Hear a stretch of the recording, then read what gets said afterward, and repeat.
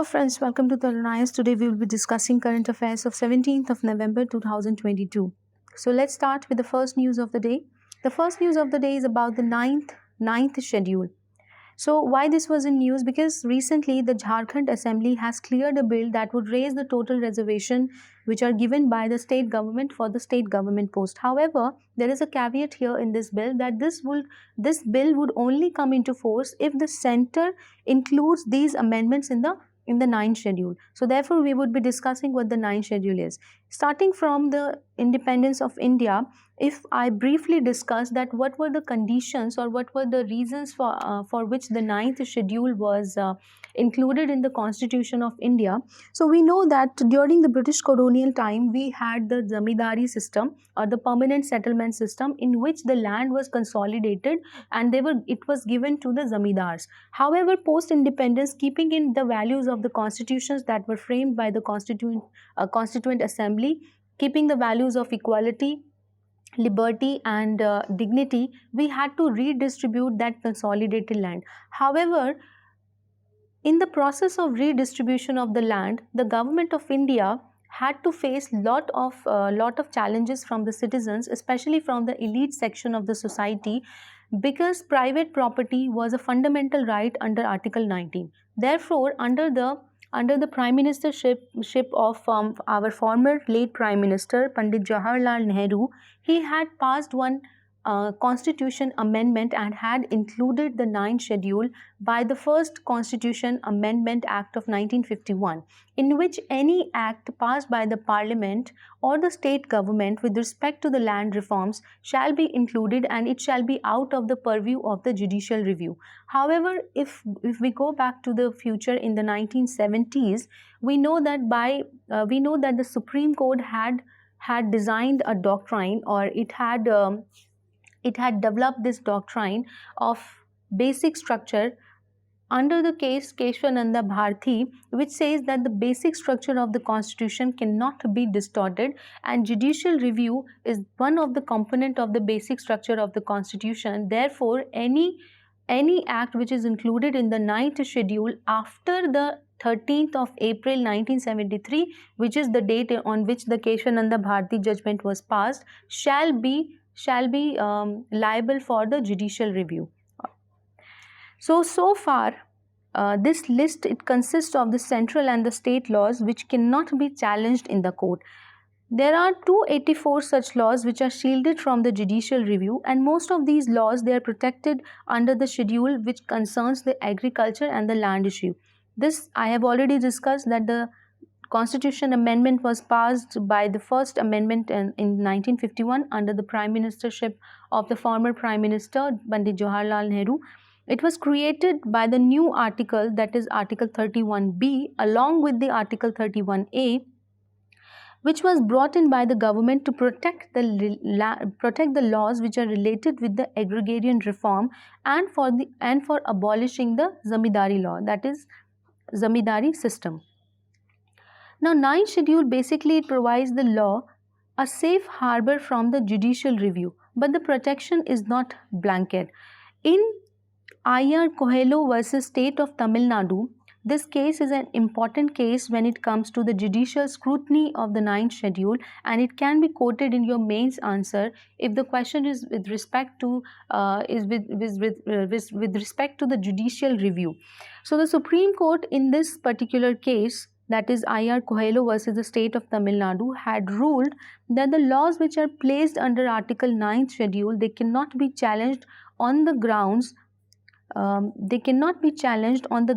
violation of the fundamental rights, right? However, because according to Article 19, private property is used to be a fundamental right in our constitution. However, we know that the 44th Constitutional Amendment of 1978 had abolished private property as fundamental right, and it was then later on included as a legal right available to the citizens of the India. So they can be challenged on the ground of violation of the basic structure of the constitution. If not the fundamental right, then definitely on the basic structure of the constitution. So the court had clarified that the laws cannot escape the basic structure test even if they are inserted into the 9th schedule, and after 13th April 1973, which is the date of the Keshwananda Bharti case, every law, even if it is included in the 9th schedule, has to ultimately be examined under the constitutional morality, or the constitutional validity of the law has to be determined. That means every law will undergo the judicial scrutiny or judicial review. The next article of the day is IUU fishing. Now, what is this IUU fishing? Basically it means the illegal. I means illegal, U means unreported, and another U means unregulated. So why this is in news recently? We would also discuss what this ghost gear is. Now, generally what happens in the commercial farming, the commercial fishing, the fishermen, they take a very big nest. They take this very big net, and the net is then dragged on the surface of the ocean, so that every organism that can be trapped in the net is trapped. So this is what we mean by the ghost netting or the ghost gear. This is a very unsustainable and non-specific fishing, which is against the sustainable development goals that the world has to achieve by the year 2030. So we will discuss that recently the Indian Navy has said that there are IUU fishing in the Indian exclusive economic zone, which is, now if we consider from the baseline or the coastal line, then 200 nautical miles, up to 200 nautical miles, it is India's exclusive economic zone. So according to the issue which is flagged by Indian Navy, that there has been a substantial increase in the illegal, unregulated and unreported fishing.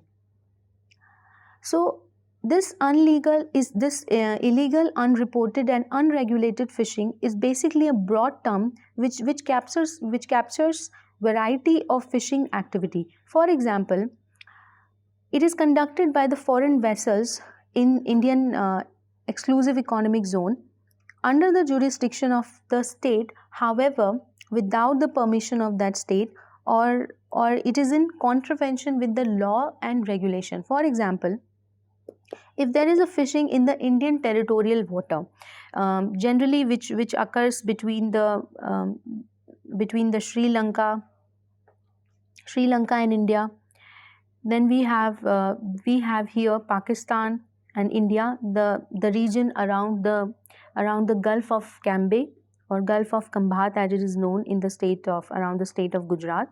So these are the regions in which the IUU fishing is very common. So fishing which has not been reported, the illegal fishing which has not been reported or has been misreported to the relevant national authority or is in contravention with the rules and regulation, the fishing which is conducted in a manner which is inconsistent with the state responsibility for the conservation of the living marine resources under the international law. So according to the United Nations Convention on the Law of the Sea, coastal nations, they are responsible for addressing the IUU fishing within their respective exclusive economic zone. So this is an important point which is to be noted. This can be quoted in the mains answer in General Studies paper 3, and a prelims question can also be framed from here, that which of the following is the regulation or the rules given by the UNCLAUSE with respect to the IUU fishing, etc., etc. And what is IUU fishing, and probably the definition of the illegal, unreported or the unregulated fishing could be given, and it could be asked in the match the following, etc. So that way you can prepare for your prelims, and these points can be also used in your mains examination. In order to substantiate your argument, examples can be given. So there are regional fisheries management organizations such as the Indian Ocean Tuna Commission, the Southern Indian Ocean Fisheries Agreement, which operates under the mandate of the UNCLAUSE as regulatory bodies to monitor the IUU fishing on the high seas. Alright, so we discussed what is this IUU fishing means, and what are the UNCLAUSE regulation with respect to this, and what was the issue basically. Now let's move on to the next issue of the day. The next issue of the day is new regulations for awarding PhD. So recently UGC, that is University Grant Commission, has revised its regulation for the grant of doctoral degrees to the scholars, right? So we would see that what are the changes that the UGC has brought into for the granting of the doctoral degree. So UGC recently has notified the University Grant Commission minimum standards and procedure for award of PhD degree regulation 2022. Now basically the first point here is that UGC has completely abolished the MPhil, which was basically considered as the gateway for the PhD programs. So in line with the recommendation given by the National Education Policy of the year 2020, UGC has completely abolished the MPhil program, right? So there will not be any Masters of Philosophers program. MPhil means the Masters of Philosopher. So it has waived the need to mandatorily publish a research paper in the peer-reviewed journal. Earlier what used to happen, that any scholar who is pursuing PhD, or who is thinking, who is a pursuant of the doctoral degree, they have to publish their research paper in a peer-reviewed journal. Now this has been abolished by the UGC. The new regulation also says that all the PhD scholars, they shall be required to training, teaching, education, pedagogy which is related with their chosen PhD subject. Now currently what happens in the university is that a professor has done PhD in some subject, but he or she is teaching some other subject in the university. Therefore, the UGC regulation says that a PhD scholar who shall be required for the teaching, education and the pedagogy writing only with the subject which is related with their doctoral degrees. So they can also be assigned 4 to 6 hours per week of teaching, research assistantship for conducting the tutorial, laboratory work and evaluation, etc., etc. So PhD scholars, they would also be required to undertake research work after completing their coursework, make a presentation, produce a draft dissertation or thesis as it is known. So a candidate can register after completing a 1 year, that means 2 semesters of the master's degree program, after a 4th year, which is 8 semester of the bachelor's degree program. So currently, for example, in DU currently we have 4-year degree program, 4-year undergraduate degree program, and after they pass out their undergraduate program, they are known as graduates, right?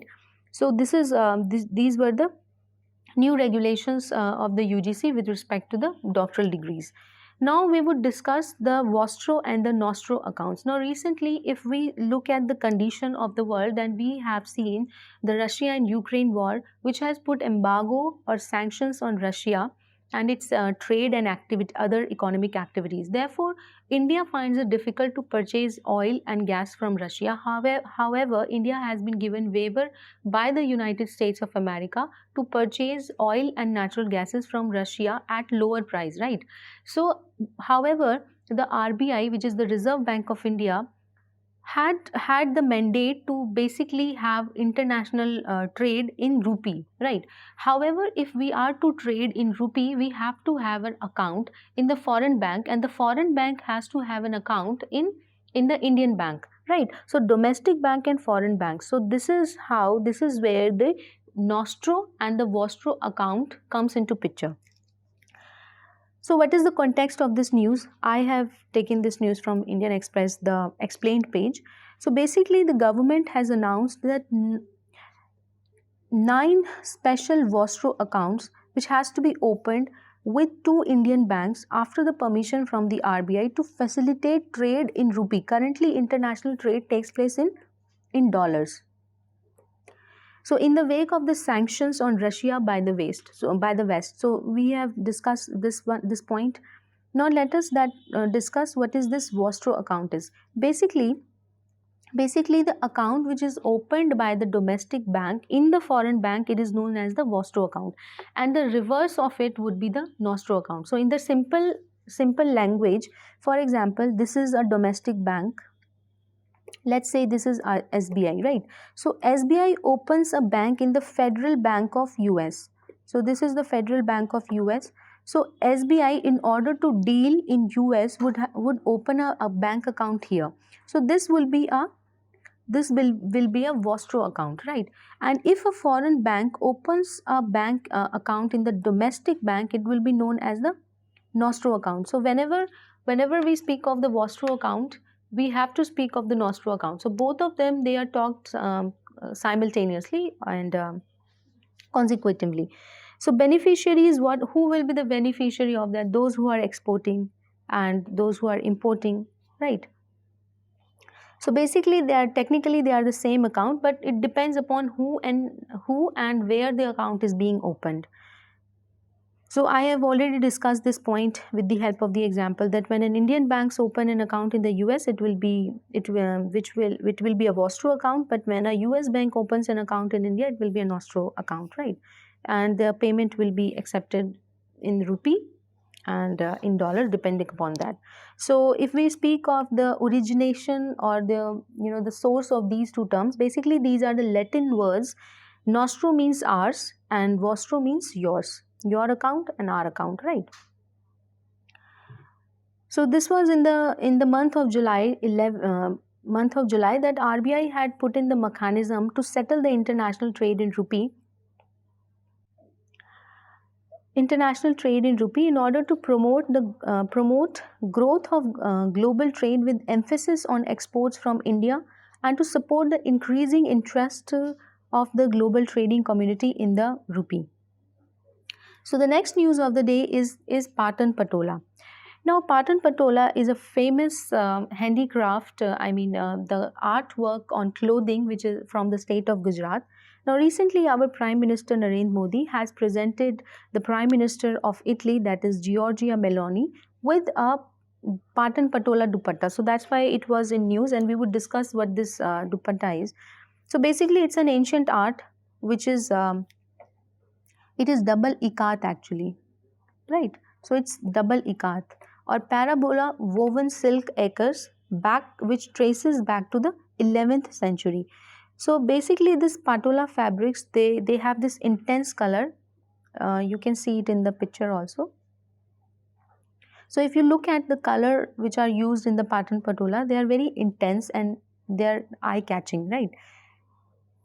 So, and they are designed and colored on both the sides. The quality that has its origin is an intricate design of knot and dyeing, which is also known as bandhani. So what happens? So if we take a piece of clothing here, so what the dyers or the people who make these Patan Patola they do, they will take this thread and they will tie some grain or pulses etc. or in the cloth, and that's how the design is made, and then thereafter it will be dyed, right? So then emerges a design something like this. So if you look at this is how the Patan Patola sari or a dupatta would look like after it has undergone the process of dyeing and knotting, etc. etc. So this Patan Patola, it is practiced by the Salvi family, and according to the Salvi family, they are those 700 odd families of Patola weavers from the Maharashtra who were invited by the Solanki king Kumar Pala in the state to practice this artwork, and they are the last surviving practitioners of this art. So that's it for today, and you can download the PDF from the Telegram channel, and the link will be given in the description below. Have a nice day. Thank you so much for watching Tarun IAS.